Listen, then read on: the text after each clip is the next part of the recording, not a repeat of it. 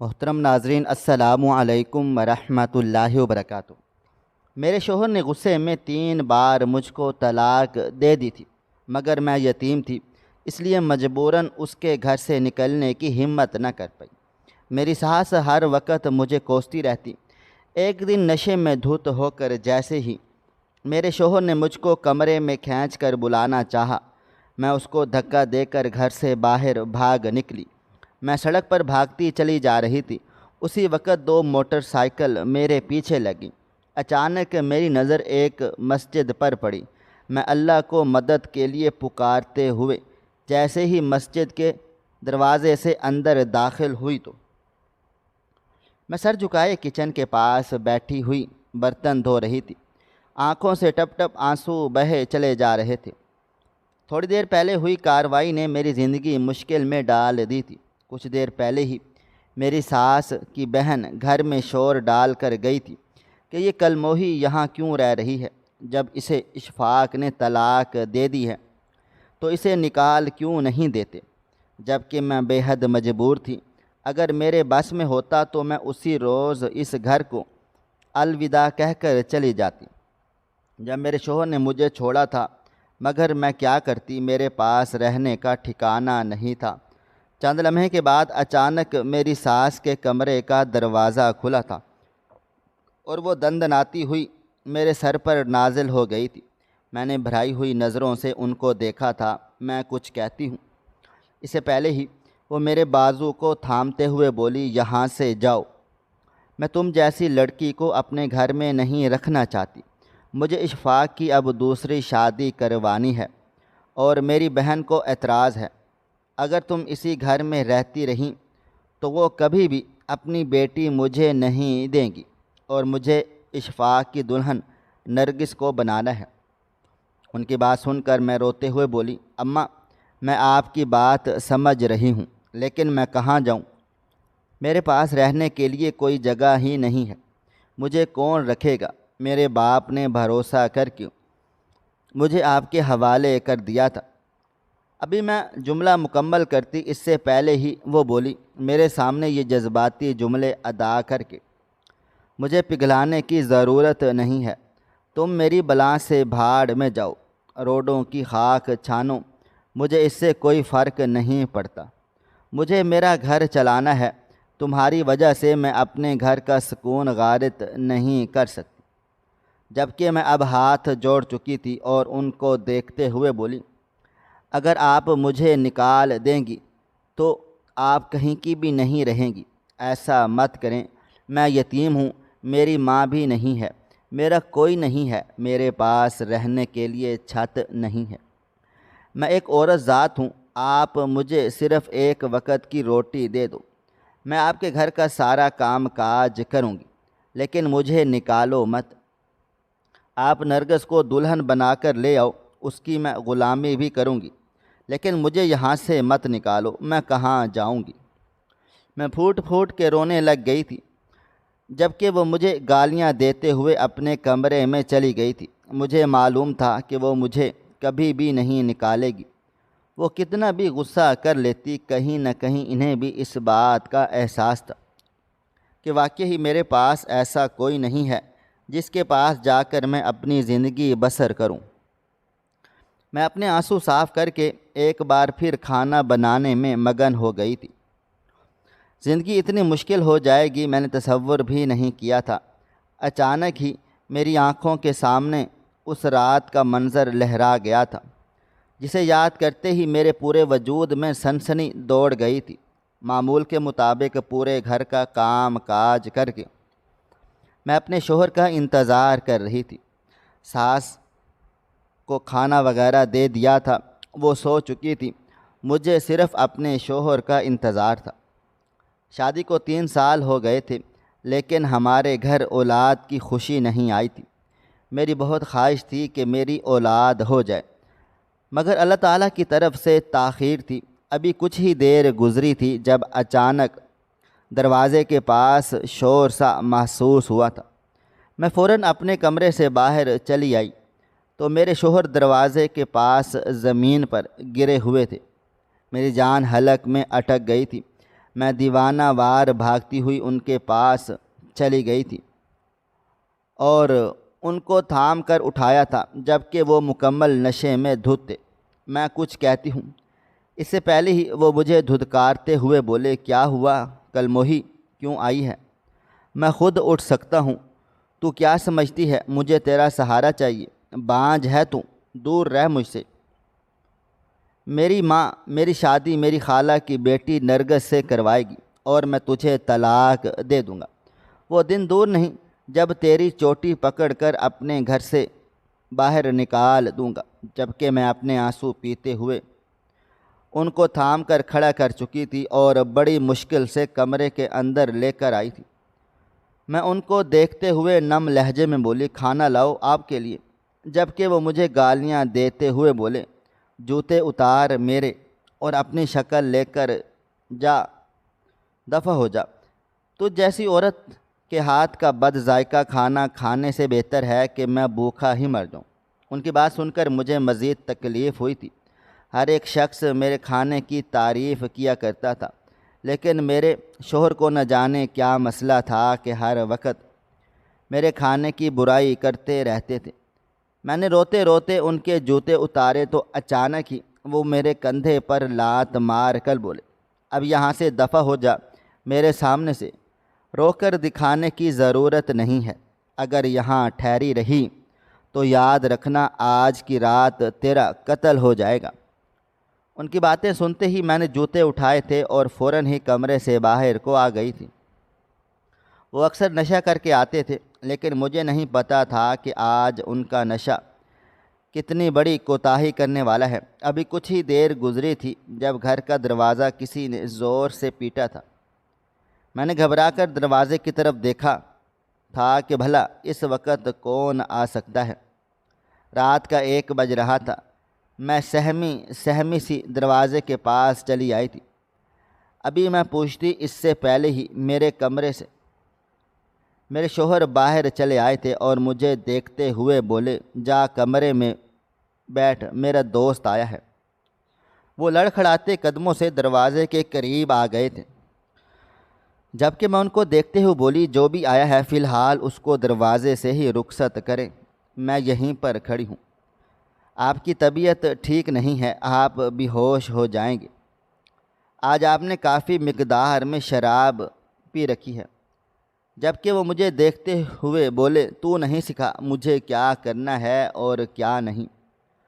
عورت ہے تو عورت ہی بن، میرا باپ بننے کی ضرورت نہیں ہے۔ ان کی بات سن کر میں بھی اپنی جگہ سے نہیں ہلی تھی۔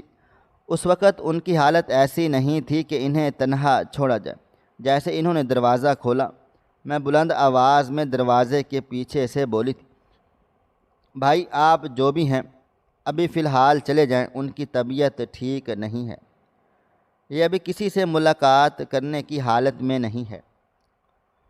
میں مزید کچھ کہتی اس سے پہلے ہی میرا شوہر میرا گلا دباتے ہوئے بولے، میں نے کہا نا آواز بند اور کمرے میں جاؤ، ورنہ یہیں کے یہیں قبر میں دفنا دوں گا۔ وہ اتنی شدت سے دھاڑے تھے کہ لمحے بھر کے لیے سانس لینا بھول گئی تھی۔ فی الحال میں نے بڑی مشکل سے ان کے ہاتھ کو اپنے گلے سے ہٹایا تھا اور دوڑتے ہوئے اپنے کمرے میں جا کر بیٹھ گئی تھی۔ دل کی دھڑکنیں بہت عجیب و غریب ہو رہی تھیں اور آج ان کا ہر انداز ہی عجیب سا تھا۔ اس وقت ان سے کوئی بھی ملاقات کے لیے نہیں آتا تھا، پھر بھلا آج کون چلا آیا تھا؟ میں ابھی اسی کشمکش میں مبتلا تھی جب کمرے کا دروازہ کھلا تھا اور میرے شوہر داخل ہوئے تھے۔ میں فوراً سے اپنے جگہ سے کھڑی ہو گئی تھی، مگر اگلا ہی لمحہ سانس روک دینے والا تھا۔ ان کے پیچھے ایک آدمی بھی کمرے کے اندر داخل ہوا تھا۔ میرا شوہر مجھے دیکھتے ہوئے لڑکھڑائی آواز میں بولا، آج میں نے اس کے ساتھ جوئے کا میچ لگایا تھا، لیکن میں ہار چکا ہوں اور میرے پاس دینے کے لیے کچھ بھی نہیں ہے۔ تمہارا سارا زیور، میری جمع پونجی، سب کچھ میں ہار چکا ہوں۔ اس بار میں نے جوا تم پر لگایا تھا، لیکن بدقسمتی سے میں پھر ہار گیا، تو اب یہ تمہارے ساتھ رات گزارے گا اور تم اس کو اس کی مرضی کرنے دو گی۔ اگر تم نے ذرا بھی انکار کرنے کی جرت کی تو یاد رکھنا میں تمہیں صبح طلاق دے دوں گا، کیونکہ ابھی تو میں نشے میں ہوں اور ہو سکتا ہے کہ طلاق نہ ہو۔ میں روتے ہوئے بولی، آپ پاگل ہو چکے ہو، کیا بکواس کر رہے ہو؟ میں اماں کو اٹھاتی ہوں۔ جبکہ وہ ہنستے ہوئے بولے، تو اماں کو اٹھا یا پھر محلے کو اٹھا، مجھے اس سے کوئی فرق نہیں پڑتا، جو فیصلہ میں کر چکا ہوں تجھے کرنا پڑے گا۔ چپ چاپ اس آدمی کو خوش کر اور یہاں سے بھیج، جتنا جلدی اپنا کام مکمل کرے گی اتنا تیرے لیے اچھا ہے، جتنی تاخیر ہوگی تیرے لیے ہی مشکل پیدا ہوگی۔ ان کی بات سنتے ہی میں نے اس آدمی کی طرف دیکھا تھا جو اپنی گندی نظروں سے مجھے گھورے جا رہا تھا۔ وہ کچھ کہتا اس سے پہلے ہی میں چلا کر بولی تھی، آج اپنی جان گنوا دوں گی لیکن اپنی عزت پر ایک آنچ آنے نہیں دوں گی۔ ابھی آپ ہوش میں نہیں ہیں، اس لیے ایسی بہکی حرکتیں کر رہے ہیں، ورنہ مجھے یقین ہے کہ میرا شوہر ایسا ہرگز نہیں ہے۔ میری بات سنتے ہی وہ دونوں زور زور سے ہنسے تھے، جبکہ وہ آدمی اب میری طرف بڑھتے ہوئے بولا، بہت ہی خوبصورت ہو بلبل، آج تمہاری جوانی کے ساتھ کھیل کر بہت زیادہ مزہ آئے گا۔ یہ کہتے ہی اس نے میرا ہاتھ تھام لیا تھا۔ ابھی وہ اپنی حد تجاوز کرنے کے لیے میرا ہاتھ اپنے چہرے کے قریب لایا ہی تھا جب میں نے بہت پھرتی سے پیچھے رکھے گلدان کو اس کے سر پر دے مارا تھا اور اسے دور دھکیلتے ہوئے بولی، خبردار، جو تم نے مجھے ہاتھ لگانے کی بھی کوشش کی میں تمہاری جان لے لوں گی۔ وہ تکلیف سے تڑپ رہا تھا، جبکہ میرا شوہر ایک کونے میں سہم کر کھڑا ہو گیا تھا۔ میں نے وہی ٹوٹا ہوا گلدان اٹھا کر اپنے شوہر کی طرف کیا تھا اور اس کو دیکھتے ہوئے مزید سختی سے بولی تھی، اگر تم نے بھی مجھے ہاتھ لگایا تو میں تمہیں بھی نہیں چھوڑوں گی۔ عورت اپنی حفاظت کرنے پر آتی ہے تو سامنے کون کھڑا ہے وہ یہ تک بھول جاتی ہے۔ خبردار، جو تم نے میرے ساتھ کچھ بھی کرنے کی جرت کی۔ یہ کہتے ہی میں کمرے سے باہر آ گئی تھی اور میں سیدھا اپنی ساس کے کمرے میں داخل ہو کر دروازہ بند کر لیا تھا۔ وہ گہری نیند سو رہی تھی، انہوں نے نیند کی گولی لی ہوئی تھی۔ میں بنا انہیں پریشان کیے ان کے برابر میں جا کر لیٹ گئی تھی اور گھٹی گھٹی آواز میں رونے لگ گئی تھی۔ مجھے بالکل اندازہ نہیں تھا کہ یہ درندہ میرے ساتھ ایسا بھی کر سکتا ہے۔ کیا کوئی شوہر اپنی بیوی کا سودا کرتا ہے، وہ بھی ایک جوئے کے اڈے پر؟ کافی دیر تک میں لیٹے لیٹے روتی رہی تھی اور کب گہری نیند میں چلی گئی مجھے کچھ بھی پتہ نہیں چلا تھا۔ اگلی صبح میری آنکھ کمرے کے دروازے پر ہوتی ہوئی دستک سے کھل گئی تھی۔ میری ساس بھی جاگ گئی تھی اور مجھے حیران نظروں سے دیکھے جا رہی تھی۔ وہ کچھ کہتی اس سے پہلے ہی میں دروازے کی طرف بڑھی تھی۔ دروازہ کھولا تو اگلا لمحہ میری جان نکال دینے والا تھا۔ سامنے کوئی اور نہیں بلکہ پولیس افسر کھڑے ہوئے تھے۔ لیڈی پولیس میرے ہاتھ میں ہتھ کڑی ڈالتے ہوئے بولی، ایک شخص کو زخمی کرنے کے الزام پر تمہیں گرفتار کیا جاتا ہے اور وہ ابھی ہسپتال میں ہے، دعا کرو وہ زندہ بچ جائے، اگر اسے کچھ ہوا تو تم پکا پھانسی کے پھندے پر چڑھو گی۔ وہ عورت مزید کچھ کہتی اس سے پہلے ہی میں روتے ہوئے بولی، وہ میری عزت پر حملہ کر رہا تھا، اس لیے میں نے اپنی حفاظت میں اس پر گلدان دے مارا تھا۔ میں بے قصور ہوں، میں نے کچھ بھی نہیں کیا۔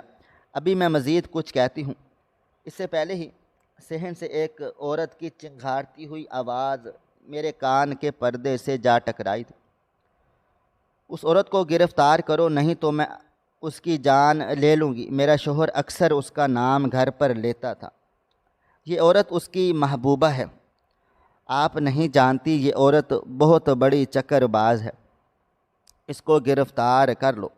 یقیناً میرے شوہر نے اس کو پیسہ نہیں دیا ہوگا جبھی اس نے میرے شوہر پر حملہ کر دیا ہے۔ لمحے میں دو پولیس اہلکار اس عورت کے سامنے سے ہٹے تھے، جبکہ سامنے کھڑی لڑکی کو دیکھ کر ایک لمحے کے لیے میں ٹھٹک کر رہ گئی تھی۔ نہ جانے کیوں مجھے ایسا لگتا تھا جیسے اس لڑکی سے پہلے میں کبھی مل چکی ہوں۔ مگر میں نے کوئی جواب نہ دیا تھا۔ میں پولیس لیڈی کو ہی دیکھتے ہوئے بولی، میری بات کا یقین کریں میڈم، میں نے کچھ بھی نہیں کیا، میں نے صرف اپنی حفاظت کی تھی۔ اگر آپ کو یقین نہیں تو آپ میرے شوہر سے پوچھ سکتے ہیں، وہ بھی وہیں پر تھے، مگر وہ لوگ مجھے گھسیٹنا شروع ہو گئے تھے۔ ان کا کہنا تھا کہ آپ کو جو بھی صفائی پیش کرنی ہے آپ پولیس اسٹیشن میں کرنا، آپ کا بیان وہیں پر لیا جائے گا۔ فی الحال آپ کو الزام کے طور پر گرفتار کیا چلا جا رہا ہے۔ میری ساس میرے پیچھے پیچھے بھاگ رہی تھی، میں بری طرح رو رہی تھی، لیکن میری ایک بات بھی نہیں سنی گئی تھی، اور باہر پولیس وین میں مجھے زور زبردستی بٹھا دیا گیا تھا۔ پورا محلہ ہی اکٹھا ہو چکا تھا، ہر طرف میری بدنامی ہو گئی تھی۔ مجھے تو کچھ سمجھ میں ہی نہیں آ رہا تھا کہ میں اپنے آپ کو اب کس طرح سے بچاؤں گی۔ کچھ ہی دیر کے بعد مجھے حوالات میں قید کر دیا گیا اور کہا گیا کہ آدھے گھنٹے کے بعد میں تمہارا بیان لیا جائے گا۔ میں نے سر گھٹنوں میں دیے بری طرح سسک رہی تھی۔ میں نے دل ہی دل میں طے کر لیا تھا کہ پولیس کو بیان دے دوں گی، ہر ایک بات بتاؤں گی کہ میرے شوہر کہاں پر جوا کھیلتے ہیں اور ان کے کتنے لوگوں سے تعلقات ہیں، اور وہ آدمی کس نیت سے ہمارے گھر میں داخل ہوا تھا۔ میں نے سنا تھا کہ جو قتل یا کسی شخص کو زخمی اسی وجہ سے کیا جائے کہ آپ اپنی حفاظت کر رہے ہوں تو اس کا کوئی کیس نہیں ہوتا، سزا ہوتی ہے، لیکن اتنی بڑی نہیں ہوتی۔ لیکن مجھے نہیں پتہ تھا کہ میری یہ غلطی آگے جا کر مجھے کتنا بڑا نقصان دینے والی ہے۔ میں ابھی حوالات میں ہی بیٹھی اپنے منصوبے طے کر رہی تھی جب اچانک سے ایک لیڈی پولیس افسر اندر آئی تھی اور مجھے دیکھتے ہوئے بولی، آ جاؤ، تمہاری ضمانت ہو گئی ہے۔ ویسے ایک بات کہوں، تم ہماری پہلی ایسی قیدی ہو جو آتے ہی جا رہی ہو، ورنہ ایسے کیسز میں پورا دن تو لگ ہی جاتا ہے۔ ان کی بات سنتے ہی میں فوراً سے باہر آ گئی تھی۔ سامنے ہی میرا شوہر بیٹھا ہوا تھا اور کافی اچھی حالت میں تھا۔ یقیناً میری ساس نے ہی ان کو سیدھا کر کے یہاں پر بھیجا تھا۔ میرے باہر آتے ہی وہ اپنی جگہ سے کھڑے ہو گئے تھے، لیکن ان کی آنکھوں میں اترا ہوا خون مجھے صاف نظر آ رہا تھا۔ وہ بنا مجھ سے کوئی بھی بات چیت کیے باہر نکل گئے، جبکہ میں بھی پیچھے پیچھے لپکی تھی۔ میں باہر آئی تو وہ بائک سٹارٹ کر چکے تھے۔ میں بنا کچھ بھی کہے ان کے پیچھے بیٹھ گئی تھی۔ میرا دل چاہ رہا تھا کہ ان سے کچھ کہوں، ان سے پوچھوں یہ سب رات کو جو ہوا کس بات کا تماشا تھا، آپ میری زندگی کے ساتھ کیوں کھیل رہے ہیں؟ مگر ان کی آنکھوں میں جو جنون نظر آ رہا تھا اس نے مجھے خاموش رہنے پر ہی آمادہ کر دیا تھا۔ ایک مختصر مسافت طے کر کے ہم گھروں کو جا پہنچے۔ گاڑی جیسے ہی صحن میں رکی، انہوں نے اچانک ہی میرا بازو تھام کر مجھے زور سے زمین پر دھکیلا تھا اور ایک زوردار لات میری کمر پر مارتے ہوئے بولے، تمہیں کیا لگا تھا کہ گھر میں لا کر میں تمہارے پاؤں پکڑوں گا، تم سے معافیاں مانگوں گا؟ کہ تم نے ایسا سوچا بھی تو کیسے؟ یہ کہتے ہی انہوں نے غصے میں میرے بالوں کو اپنی مٹھی میں جکڑ لیا تھا۔ میری جان حلق میں اٹک گئی تھی۔ میں بری طرح روتے ہوئے بولی، آپ میرے ساتھ ایسا نہیں کر سکتے، ان تمام باتوں میں میرا کوئی بھی قصور نہیں ہے، ظلم آپ نے مجھ پر کیے ہیں، میری کیا غلطی ہے؟ میرے کہنے کی دیر تھی کہ جب انہوں نے ایک ساتھ 2-4 تھپڑ میرے منہ پر دے مارے تھے اور مجھے زور سے ایک بار پھر زمین پر دھکیلتے ہوئے بولے، جب میں تجھے اجازت دے رہا تھا کہ تو اس مرد کے ساتھ تعلق بنا تو پھر تو نے کس بات کا تماشا کیا؟ کیا ضرورت تھی کہ اس کے سر پر گلدان مارنے کی؟ تجھے پتہ ہے اگر وہ مر جاتا تو ابھی تیرے ساتھ ساتھ میں بھی اندر ہوتا اور جوئے کے تمام ممبرز اندر ہو جاتے۔ آج میں تجھے زندہ نہیں چھوڑوں گا، تجھے رات والی غلطی کی سزا ہر قیمت پر ملے گی۔ یہ کہتے ہی انہوں نے مجھے موٹر کے پائپ سے مارنا شروع کر دیا تھا۔ میں بری طرح سے رو رہی تھی، ان کے پاؤں پکڑ رہی تھی۔ میری ساس بھی اپنے کمرے سے باہر آ گئی تھی، لیکن اس فرعون صفت عورت نے انہیں بھی نہیں روکا تھا۔ بلکہ خاموشی سے کھڑی اپنے بیٹے کے کارنامے کو مزے سے دیکھے جا رہی تھی۔ انہوں نے مجھے مار مار کر لہو لہان کر دیا۔ جب وہ تھک ہار گئے تو مجھ پر دور دھکیلتے ہوئے بولے، میں آج سے اپنے تمام تعلقات تجھ سے ختم کرتا ہوں، کیونکہ ہمارے خاندان میں کوئی بھی عورت پولیس اسٹیشن کی شکل تک نہیں دیکھنے گئی، اور تو حوالات کی سیر کر کے بھی آئی ہے۔ تو جیسی عورت کو اب میں نہیں اپنا سکتا جو اپنے گھر والوں کو مصیبت میں ڈالے۔ میں اشفاق احمد اپنے پورے ہوش و حواس میں تمہیں طلاق دیتا ہوں، طلاق دیتا ہوں، طلاق دیتا ہوں۔ اپنا بوریا بستر سمیٹو اور میرے گھر سے دفع ہو جاؤ۔ جبکہ میں ایسی ہو گئی تھی جیسے کاٹو تو بدن میں لہو نہیں۔ ایسا لگتا تھا جیسے کسی نے میرا کلیجہ چیر کر میرا دل مٹھی میں لے کر مسل دیا ہو۔ میری حالت ایک ایسے انسان کی مانند ہو گئی تھی جس کے پاس آخری سانس بھی نہیں بچی تھی، اور پھر بھی اسے قتل کیا جا رہا تھا۔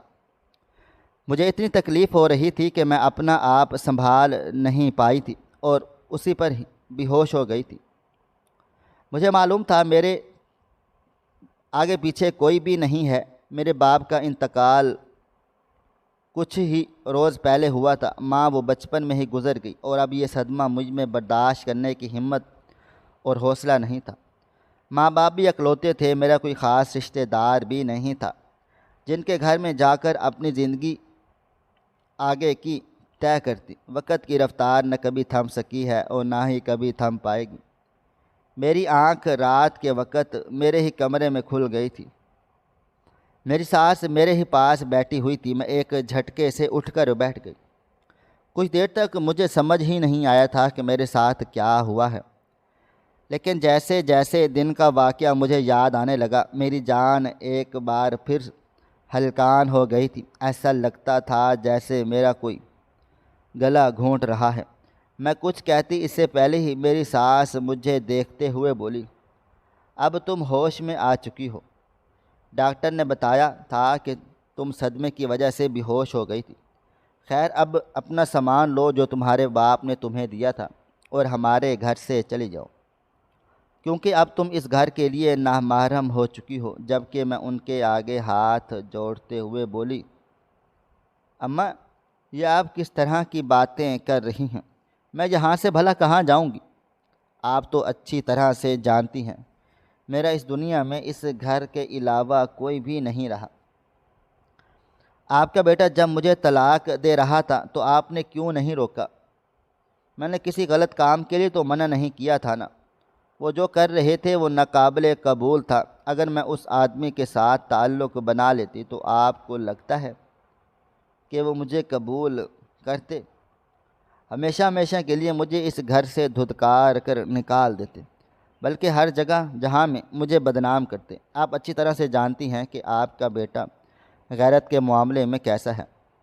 ابھی میں مزید گہری سوچ میں ڈوبتی، اسی وقت گھر کا دروازہ زور زور سے بجنے لگا تھا۔ میں فوراً سے ہوش کی دنیا میں لوٹ آئی تھی۔ اس پورے واقعے کو 2 مہینے بیت گئے تھے۔ میں نے نظر گھما کر دروازے کی طرف دیکھا تو نہ جانے کیوں میرا دل عجیب کیفیت میں مبتلا ہو گیا تھا۔ یقیناً اس وقت میرے سابقہ شوہر ہی آئے ہوئے تھے۔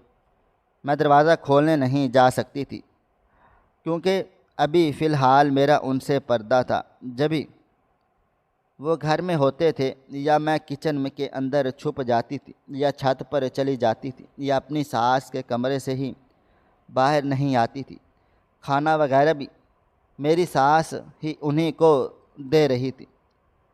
دروازہ دوبارہ سے بجنے لگا تو میری ساس غصے سے باہر آئی تھی اور مجھے دیکھتے ہوئے بولی، بہت ہی کوئی ڈھیلی عورت ہو۔ نظر آ رہا ہے تمہیں کہ دروازہ بج رہا ہے، مگر بحری بن کر کھڑی ہو، دروازہ کھول نہیں سکتی؟ جبکہ میں فوراً سے بولی، اماں، پتہ نہیں کون ہے، کہیں اشفاق نہ ہو، اسی لیے نہیں گئی۔ جبکہ وہ ناک منہ بنا کر دروازے کی طرف چلی گئی تھی، اور میرے سوچنے کے بالکل ٹھیک مطابق میرے سابقہ شوہری تھے۔ میں نے فوراً کچن کا دروازہ بند کر لیا تھا اور اللہ تعالیٰ سے دعا کرنے لگ گئی تھی کہ یہ انسان اب کوئی الٹی سیدھی بات کر کے مزید میری تکلیف میں اضافہ نہ کرے۔ ابھی میں دعائیں ہی مانگ رہی تھی جب اچانک کچن کا دروازہ زور زور سے بجنے لگ گیا تھا اور اشفاق کی آواز میرے کانوں کے پردے سے جا ٹکرائی تھی۔ کل موہی، باہر نکل، میرے گھر سے دفع کیوں نہیں ہو جاتی؟ تم کیوں میرے سر پر نازل ہو؟ ابھی تک، جب تک تم اس گھر کو چھوڑ کر نہیں جاؤ گی میری دوسری شادی نہیں ہوگی۔ تمہاری وجہ سے میں انتظار نہیں کر سکتا۔ دروازہ کھولو ورنہ اس دروازے کو توڑ دوں گا، میں روتے ہوئے بولی تھی۔ خدا آپ کو غارت کرے اشفاق احمد، آپ مجھے ایک انسان نہیں لگتے، حیوان ہیں آپ۔ ایک عورت کی زندگی تباہ و برباد کر کے آپ کتنے مطمئن ہیں۔ اللہ تعالیٰ آپ کو کبھی بھی معاف نہیں کرے گا، آپ کو ایسی سزا دے گا کہ آپ سسک کر مر جاؤ گے۔ جبکہ وہ بولا، میں مرنے کے لیے تیار ہوں لیکن تجھے اس گھر سے نکال کر ہی مروں گا۔ باہر آؤ ورنہ میں تمہاری جان لے لوں گا۔ میں اب بالکل خاموش ہو گئی تھی۔ باہر سے میری ساس کی آوازیں بھی آنے لگ گئی تھیں۔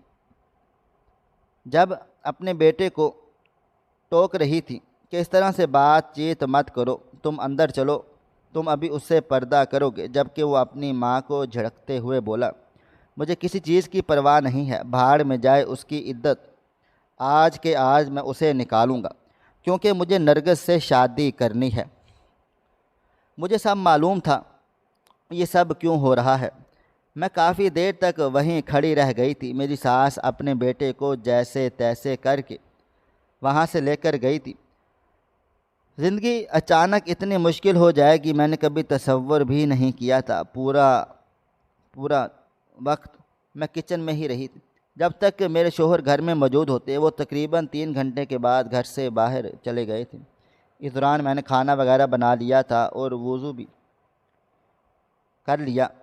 نماز پڑھنے کا ارادہ تھا لیکن کچن میں ایسی جگہ ہی نہ تھی کہ میں نماز پڑھ پاتی۔ اپنی ساس سے پوچھ کر میں اب باہر کو آ گئی تھی اور ان کے کمرے میں ہی بیٹھ کر میں نے نماز ادا کی تھی اور بارگاہ الہی میں ہاتھ بلند کرتے ہوئے میں پھوٹ پھوٹ کر رونے لگ گئی تھی۔ جوانی میں نے اذیت میں گزار ڈالی تھی۔ میرے بابا جان ہمیشہ مجھے گھر میں تنہا چھوڑ کر چلے جاتے تھے، نہ جانے وہ کون سا کام کاج کرتے تھے۔ پوچھتی تھی تو اکثر غصہ کرتے کہ میں تمہیں کھانے کے لیے دے رہا ہوں، تحفظ دے رہا ہوں، تو تمہیں کس بات کی ٹینشن ہے؟ بس گھر میں نہیں ہونا، تمہیں اس کی پرواہ کرنے کی ضرورت ہی نہیں ہے۔ مجھے ان کی یہ باتیں بالکل سمجھ میں نہیں آتی تھی۔ اور پھر اچانک ایک روز انہوں نے مجھ پر دھماکہ کر دیا کہ رات کو تمہارا نکاح ہے، میں نے تمہارا جہیز، تمہارا سامان تمہارے سسرال بھیج دیا ہے، تم خود کو تیار کر لینا اور ہو سکے تو تھوڑا سا میک اپ وغیرہ بھی کر لینا۔ ان کی بات میری سمجھ سے باہر تھی۔ میں اس وقت ان کے سامنے احتجاج کرنا چاہتی تھی، لیکن جس طرح سے انہوں نے مجھے سرپرائز کیا تھا میں کچھ بول ہی نہیں پائی تھی اور چپ چاپ نکاح کرنے کے لیے راضی ہو گئی تھی۔ نکاح ہوتے ہی میرے شوہر مجھے گھر لے آئے تھے اور پھر ٹھیک نکاح کے 1 مہینے کے بعد مجھے معلوم ہوا کہ میرے بابا جان سفر میں ہی انتقال کر گئے ہیں۔ نہ میں ان کا آخری بار چہرہ دیکھ پائی تھی اور نہ ہی ان کی تدفین ہو پائی تھی۔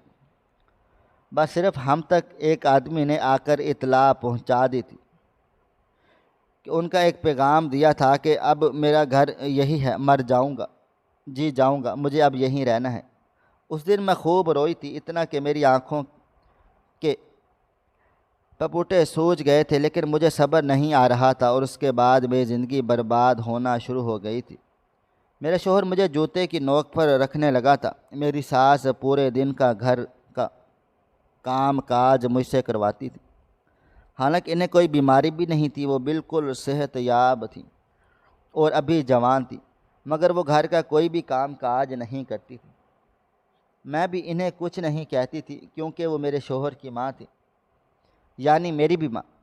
میں نے کبھی بھی ماں کا پیار نہیں لیا تھا، اس لیے میں ان کو اپنی ماں ہی سمجھتی تھی، مگر جیسے جیسے وقت گزرا ان کی تلخیاں مزید بڑھ گئی تھیں اور اولاد کے لیے مجھے طعنے ملنے لگ گئے تھے۔ کن دفعہ میں نے ان سے کے بیٹے سے کہا اور ان سے بھی کہا کہ 1-2 دفعہ ہم دونوں میاں بیوی اپنا چیک اپ ڈاکٹر سے کروا لیتے ہیں۔ مگر نہ یہ بات میرے شوہر نے سنی اور نہ ہی ساس نے۔ دونوں کا کہنا تھا کہ میرا بیٹا بالکل ٹھیک ہے، صرف تم بانجھ ہو، لیکن ایسا بالکل بھی نہیں تھا۔ میں ہر طریقے سے ٹھیک ٹھاک تھی، مگر وہ لوگ ڈاکٹر کے پاس جانا ہی نہیں چاہتے تھے، جس کی وجہ سے الزام صرف اور صرف میری ذات کو دیا جا رہا تھا۔ اور پھر کچھ سالوں کے بعد میرے شوہر نے نشہ کرنا شروع کر دیا۔ اس کے بعد سے میری زندگی مٹی ہو گئی تھی، اور اس رات جو ہوا اس کے بعد سے میری زندگی ختم ہو گئی تھی۔ میں اپنا آپ بہت حقیر سمجھنے لگ گئی تھی۔ جو لوگ مجھے اپنے گھر میں نہیں رکھنا چاہتے تھے، جہاں میرا رہنا مناسب بھی نہیں تھا، میں وہاں پر زور زبردستی رہ رہی تھی۔ لیکن اب مجھے سمجھ آ رہا تھا کہ بہت جلد مجھے یہاں سے نکال دیا جائے گا۔ میں کتنا ہی ڈھیٹ پن کا مظاہرہ کر لوں، مگر میں اب یہاں نہیں رہ پاؤں گی۔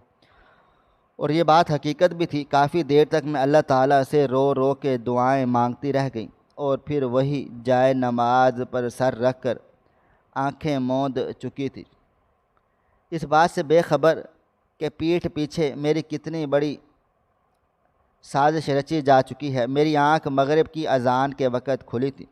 وہیں پر پہلے میں نے اپنا وضو بنا کر نماز ادا کر لی تھی اور کمرے سے باہر کو آ گئی تھی۔ میری ساس کی بہن اور نرگس آئی ہوئی تھی۔ انہیں دیکھتے ہی میں دوبارہ کمرے میں چھپنے لگ گئی تھی، جبکہ وہ عورت مجھے پکارتے ہوئے بولی، اے لڑکی ادھر آؤ۔ ان کی پکار پر نہ چاہتے ہوئے بھی مجھے ان کی طرف جانا پڑ گیا تھا۔ میں ابھی کچھ کہتی اس سے پہلے ہی وہ نرگس اپنی جگہ سے کھڑی ہو گئی تھی اور میرے چہرے پر ایک زوردار تھپڑ مارتے ہوئے بولی، کیوں ذلیل کی طرح میرے سسرال میں رہ رہی ہو؟ سمجھ کیوں نہیں آتا تمہیں یہاں سے دفع کیوں نہیں ہو جاتی تم؟ جبکہ میں 2 قدم پیچھے ہوتے ہوئے بولی، تم جو یہ سب کچھ کر رہی ہو نرگس، تم کبھی آباد نہیں ہو پاؤ گی۔ تمہاری وجہ سے میرا گھر تباہ و برباد ہوا ہے۔ جبکہ اس کی ماں کھڑے ہوتے ہوئے بولی، تم ہوتی کون ہو؟ میری بیٹی کو بد دعائیں دینے والی۔ آج تم دیکھنا اس گھر میں تمہارا آخری دن ہوگا۔ یہ بات اب طے ہے۔ اور باجی اگر آپ نے اس کو بچانے کی کوشش کی تو یاد رکھنا کہ آپ کے ہی بیٹے سے کہہ کر آپ کو بھی یہاں سے چلتا کرواؤں گی۔ یہ کہتے ہی وہ دونوں ماں بیٹی چلی گئی تھی، جبکہ میری ساس دوپٹہ منہ میں دبائے اب رونے لگ گئی تھی۔ میں نے حیران ہو کر اپنی ساس کو دیکھا تھا کہ یہ خاتون ان سے کس طرح کی بات چیت کر کے گئی تھی، اور انہوں نے بدلے میں کوئی بھی جواب نہیں دیا تھا۔ میں ان کے پاس بیٹھ گئی تھی اور ان کا ہاتھ تھامتے ہوئے بولی، اماں یہ سب کیا تھا؟ آپ کو یہ کس طرح سے بول کر گئی ہیں؟ اور آپ نے ابھی… میں جملہ مکمل کرتی ہوں اس سے پہلے ہی وہ خاتون میرے سامنے ہاتھ جوڑتے ہوئے بولی، خدا کے لیے مجھے معاف کر دینا، میں تمہارے لیے کچھ بھی نہیں کر سکتی۔ جتنا میں تمہیں یہاں رکھ سکتی تھی میں نے رکھ لیا، مگر اب میں بے بس ہوں۔ بیٹا اگر ہو سکے تو ابھی کے ابھی یہاں سے چلی جاؤ اور اپنے لیے کوئی نیا ٹھکانہ تلاش کر لو، کیونکہ رات جو تمہارے ساتھ ہونے والا ہے وہ تمہیں کبھی بھی زندہ رہنے کے لائق نہیں چھوڑے گا۔ ان کی باتیں سن کر میرا دل تھم سا گیا تھا۔ میں ان کو دیکھتے ہوئے بولی، کیوں کیا ہوا ہے اماں؟ آپ یہ سب کیوں بول رہی ہیں؟ آپ تو اچھی طرح سے جانتی ہیں میرے اس دنیا میں کوئی نہیں ہے، میں کہاں جاؤں گی؟ میں بھی اپنا جملہ مکمل کرتی ہوں اس سے پہلے ہی وہ میرا ہاتھ پکڑتے ہوئے بولی، بیٹا تم کسی جھونپڑی میں جا کر رہ لو، کہیں اور چلی جاؤ، لیکن یہاں سے چلی جاؤ۔ تم یہاں نہیں رہ سکتی، یہ گھر اب تمہارے رہنے کے قابل نہیں رہا۔ یہاں پر جن لوگوں کا حق ہے وہ فرعون بن چکے ہیں۔ جبکہ میں بے اختیار بولی تھی، مگر آپ اس گھر کی مالکن ہیں کہ جو آپ اس طرح کی باتیں کیوں کر رہی ہیں؟ وہ اداس لہجے میں بولی، جب اولاد بڑی ہو جاتی ہے اور خود مختار ہو کر کمائی شروع کر دیتی ہے تو ماں کی حیثیت 2 کوڑی کی ہو کر رہ جاتی ہے۔ میرا حال بھی کچھ ایسا ہی ہے۔ نرگس نے نہ جانے میرے بیٹے کو کیا گھول کر پلا دیا ہے کہ اسے اس کے علاوہ کچھ نظر بھی نہیں آ رہا۔ میں چاروں طرف سے بے بس ہو گئی ہوں۔ ان کی بات سن کر میں نے کوئی بھی جواب نہیں دیا تھا، بس خاموشی سے سر جھکا لیا تھا۔ آج اس عورت کی باتیں سن کر اتنا اندازہ ضرور ہو چکا تھا کہ یہ خاتون میرے حق میں ہے اور میرے لیے اچھا ہی چاہتی ہے۔ وقت کی رفتار نہ کبھی تھم سکی ہے اور نہ ہی کبھی تھم پائے گی۔ وقت دھیرے دھیرے گزرتا چلا جا رہا تھا۔ مجھے ایک لمحے کے لیے بھی نیند نہیں آ رہی تھی۔ مجھے مسلسل ٹینشن ہو رہی تھی، پریشانی تھی کہ جو باتیں خالہ اور نرگس بول کر گئی ہیں اور جس طرح اماں نے مجھے کہا تھا کہ ان کا کیا نتیجہ نکلنے والا ہے، آج میرے ساتھ بھی ایسا کیا ہونے والا ہے۔ مسلسل میرے دل و دماغ میں یہی باتیں چل رہی تھیں۔ بمشکل مجھے سوئے ہوئے ابھی 10 منٹ ہی ہوئے تھے جب اچانک مجھے واضح طور پر ایسا محسوس ہوا جیسے کمرے میں کوئی داخل ہوا ہے۔ میری آنکھ فوراً سے کھل گئی تھی، لیکن اگلا لمحہ میری سانس روک چکا تھا، کیونکہ سامنے کوئی اور نہیں بلکہ میرے سابقہ شوہر نشے کی حالت میں کھڑے ہوئے تھے۔ وہ قریب آتے ہی میری کلائی تھام چکے تھے اور مجھے دیکھتے ہوئے بولے، آج تجھے میری خواہش کو پورا کرنا ہے۔ کن دفعہ کہا ہے کہ میرے گھر سے چلی جاؤ، مجھے نرگس سے شادی کرنی ہے، لیکن تمہیں میری بات سمجھ ہی نہیں آتی۔ اب تم گناہ گار ہوگے اور عدت میں بھی عصمت داری کروں گا۔ ان کی بات سنتے ہی میں نے روتے ہوئے اپنا ہاتھ چھڑانے لگی، اس کی ماں کو پکارنے لگی، مگر وہ تو نیند کی گولی لے کر سوئی ہوئی تھی۔ ان کے سامنے کوئی ڈھول بھی بجا دیتا وہ اب کسی بھی قیمت پر نہیں جاگ سکتی تھی۔ وہ مجھے گھسیٹ کر اپنے کمرے میں لے کر جانا شروع ہو گیا تھا، جبکہ میں اسے دھکیلتے ہوئے بولی، خدا کے لیے مت کرو، اشفاق، کیوں اللہ کے عذاب سے نہیں ڈر رہے ہو؟ وہ رب تعالیٰ تمہیں کبھی بھی معاف نہیں کرے گا۔ میرے حال پر رحم کھاؤ، چھوڑ دو مجھے، میں عدت میں ہوں۔ مگر وہ تو فرعون بن گیا تھا اور زبردستی مجھے کمرے کے اندر لے آیا تھا۔ ابھی وہ بستر پر دھکیلتا اس سے پہلے ہی میں نے اسے دور دھکیلا تھا اور اسے دیکھتے ہوئے بولی، اس دن بھی میں نے اپنی عزت پر آنچ نہیں آنے دی تھی، آج بھی نہیں آنے دوں گی۔ میں چلی جاؤں گی اس گھر سے، میں وعدہ کرتی ہوں صبح ہوتے ہی میں اس گھر کو چھوڑ دوں گی۔ میں جھونپڑی میں جا کر رہ لوں گی، روڈوں پر بھیک مانگ لوں گی، لیکن میرے ساتھ ایسا مت کرو۔ میں بہت زیادہ مجبور ہوں، مجھے گناہ گار مت کرو، میرا رب مجھے معاف نہیں کرے گا، پلیز مجھے بخش دو۔ لیکن وہ تو حیوان بن چکا تھا، وہ مجھے دوبارہ ابھی پکڑتا، اسی پل میں اپنی جگہ سے کھڑی ہو گئی تھی اور اسے دھکیل کر باہر کی طرف بھاگ گئی تھی۔ میں نے اب اپنے قدم اپنی ساس کے کمرے کی طرف نہیں بڑھائے تھے، کیونکہ مجھے اچھے سے معلوم تھا کہ اس کے پاس ڈپلیکیٹ چابی ہے۔ اس وقت جتنا خونخوار وہ ہو رہا تھا وہ کسی حد تک مجھے چھو سکتا تھا، اور میں مین دروازہ کو کھول کر روڈ پر بھاگنا شروع ہو گئی تھی۔ ابھی میں نے کچھ ہی قدم عبور کیے جب مجھے پیچھے سے اسی کے قدموں کی آواز آئی تھی۔ میں پلٹی تو وہ میرے پیچھے جانوروں کی طرح دوڑ رہا تھا، میری جان نکلنے کے در پر آ گئی تھی۔ میں اب ننگے پاؤں جتنی شدت سے بھاگ سکتی تھی بھاگ رہی تھی۔ میں نے دوپٹہ اپنے چہرے پر کیا ہوا تھا، میں اپنا چہرہ کسی کو بھی نہیں دکھانا چاہتی تھی۔ میں اپنے اللہ کے احکام کی بھی پیروی کرنا چاہتی تھی، لیکن اس حیوان سے بھی بچنا چاہتی تھی۔ میرے پاؤں میں بری طرح سے پتھر چبھ رہے تھے، تکلیف سے میری جان نکلے جا رہی تھی، لیکن میں نہیں رک سکتی تھی۔ میں بھاگے چلی جا رہی تھی، جتنی شدت سے بھاگ سکتی تھی اتنی شدت سے بھاگ رہی تھی۔ اچانک سے جب میری نظر ایک مسجد پر گئی تو میں اس سے اب کافی آگے آ چکی تھی۔ میں اللہ تعالیٰ کا نام لے کر اسی سے مدد مانگنے کے لیے مسجد کی طرف بھاگی تھی۔ مسجد کے قریب پہنچ کر میں نے گہری سانس لی تھی۔ دروازہ کھلا ہوا تھا، مجھے حیرانگی بھی ہوئی تھی، اس وقت مسجد میں کیوں کھلی ہوئی ہے؟ میں بنا کچھ بھی سوچے سمجھے مسجد میں داخل ہو گئی۔ مجھے کچھ سمجھ ہی نہیں آ رہا تھا مجھے کیا کرنا ہے۔ مجھے لگا تھا کہ اس وقت کچھ تو ہوں گے، مگر صرف ایک آدمی بیٹھا ہوا تھا۔ نہ جانے کیوں اسے دیکھ کر ایسا لگتا تھا جیسے میں نے انہیں کہیں پر دیکھا ہوا ہے۔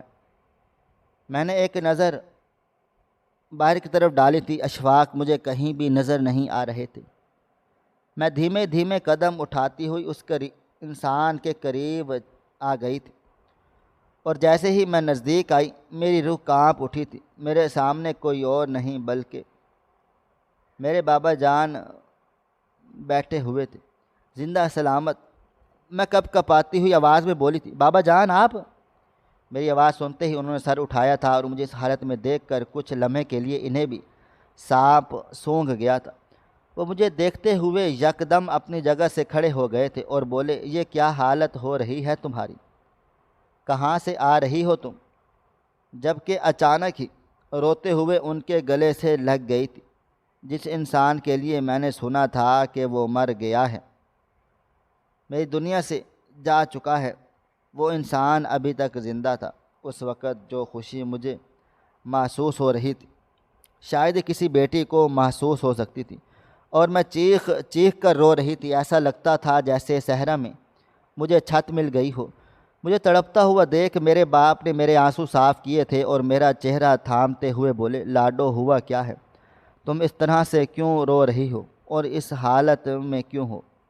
جبکہ میں ان کو تھامتے ہوئے بولی، بابا میں نے سنا تھا کہ آپ مر چکے ہیں، اس آدمی نے کہا تھا کہ آپ کا انتقال ہو گیا تھا، آپ نے میرے لیے پیغام پہنچایا تھا کہ مجھے اپنے شوہر کے گھر کو ہی اپنا گھر سمجھنا ہے۔ یہ سب کیا تھا بابا جان؟ اور پھر جو بات انہوں نے مجھے بتائی وہ سن کر میں حیران و پریشان رہ گئی۔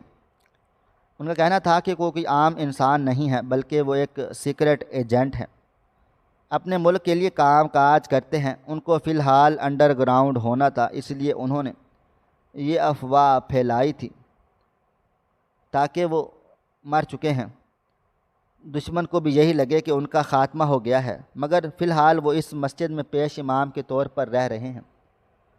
ان کی بات سن کر میری آنکھوں سے آنسو بہنا شروع ہو گئے، اور جب انہوں نے مجھ سے پوچھا تو میں نے بھی اپنے تمام حالات ان کو بتا دیے تھے، جبکہ وہ مجھے گلے لگا کر اس پر خوب رو دیے، اور وہ میرے آنسو صاف کرتے ہوئے بولے، مجھے معاف کر دینا، میں نے تمہاری طرف دھیان ہی نہیں دیا تھا، مجھے یقین تھا کہ وہ عورت تمہارا خیال رکھے گی، لیکن اس نے اپنا وعدہ نہیں نبھایا، یا اللہ اس کو کبھی معاف نہیں کرے گا۔ جبکہ میں نے فوراً سے ان کی نفی کی تھی اور اپنی ساس کی اچھائی بیان کی تھی کہ وہ عورت تو مجھے 2 مہینے سے اپنے گھر میں رکھ رہی تھی، مگر اب حد تجاوز کر گئی تھی، اور آج میں اپنی عزت بچا کر یہاں پر چلی آئی ہوں۔ جبکہ میرے بابا جان نے مجھے فوراً مسجد میں موجود اپنے کمرے میں پہنچا دیا تھا۔ میں نے اپنی عدت وہیں پر گزاری تھی، اور انہوں نے میرے لیے ایک لڑکا بھی تلاش کر لیا تھا۔ وہ وہاں کے اصل پیش امام کے بیٹے سے میری شادی طے کر چکے تھے، جو کافی رئیس تھا، اور کچھ ہی روز کے پہلے اس کی بیوی کا انتقال ہو گیا تھا۔ میرا نکاح میرے باپ کی رضامندی سے ہوا تھا، میں اب بھی شادی نہیں کرنا چاہتی تھی، لیکن حقیقت تھی بابا جان جو کام کاج کرتے تھے اس کی نوعیت کو مد نظر رکھتے ہوئے مجھے ایک محفوظ سہارا چاہیے تھا۔ مجھے لگا کہ یہ انسان بھی پہلے میرے شوہر کی طرح ہی ہوگا، میرے ساتھ برتاؤ کرے گا، لیکن ایسا نہ ہوا تھا۔ وہ میرا بہت زیادہ خیال رکھتے ہیں۔ میں اب حاملہ بھی ہو چکی ہوں، جبکہ مجھے میرے شوہر کے بارے میں پتہ چلا ہے کہ اس روز نشے کی حالت میں ان کا ایکسیڈنٹ ہو گیا تھا، جس کی وجہ سے ان کی دونوں ٹانگیں معذور ہو گئی ہیں۔ نرگس نے بھی ان سے شادی کرنے سے منع کر دیا ہے۔ ان کے گھر میں فاقوں کی نوبت آ گئی ہے۔ میں جب بھی اپنی زندگی کے بارے میں سوچتی ہوں تو حیران و پریشان رہ جاتی ہوں کہ جتنی دکھ تکلیف میں نے برداشت کیے ہوئے ہیں، اور ان سب کا مداوع میرے دوسرے شوہر کی صورت میں ہو چکا ہے، اور جن لوگوں نے میرے ساتھ ظلم و ستم کیے ان کو سزائیں مل چکی ہیں۔ میں نے اپنی پوری زندگی میں صرف ایک ہی سبق سیکھا ہے، جو آپ زندگی میں کرو گے اس کی سزا آپ کو زندگی میں لازمی ہی ملے گی۔ اللہ تعالیٰ بہت مہربان ہے اور اس کی رسی جب تک ہی دراز ہے جب تک وہ چاہتا ہے، اور جب وہ رسی کھینچنے پر آتا ہے تو آپ کو کہیں کا بھی نہیں چھوڑتا۔ ناظرین، آپ کو ہماری آج کی کہانی کیسی لگی؟ کومنٹ باکس میں اپنی رائے کا اظہار ضرور کریں۔ خواہش صرف اتنی ہے کہ کچھ الفاظ لکھوں جس سے کوئی گمراہی کے راستے پہ جاتے جاتے رک جائے، اور نہ بھی رکے تو سوچ میں ضرور پڑ جائے۔ پیارے دوستو، امید کرتا ہوں کہ آپ کو یہ ہماری کہانی پسند آئی ہوگی۔ ہماری آج کی کہانی پسند آئی ہو تو ویڈیو کو لائک کریں، کومنٹس کریں، شیئر کرنا بالکل بھی نہ بھولیں۔ اور ہاں، اگر آپ لوگ اس چینل پر نئے ہیں تو اس چینل کو سبسکرائب ضرور کر لیجئے گا، اور چینل کو نوٹیفیکیشن کو ضرور دبا دیجئے گا تاکہ آنے والی کہانی سب سے پہلے آپ کو مل سکے۔ ملتے ہیں کل ایک نئی اور دلچسپ کہانی کے ساتھ۔ اللہ حافظ۔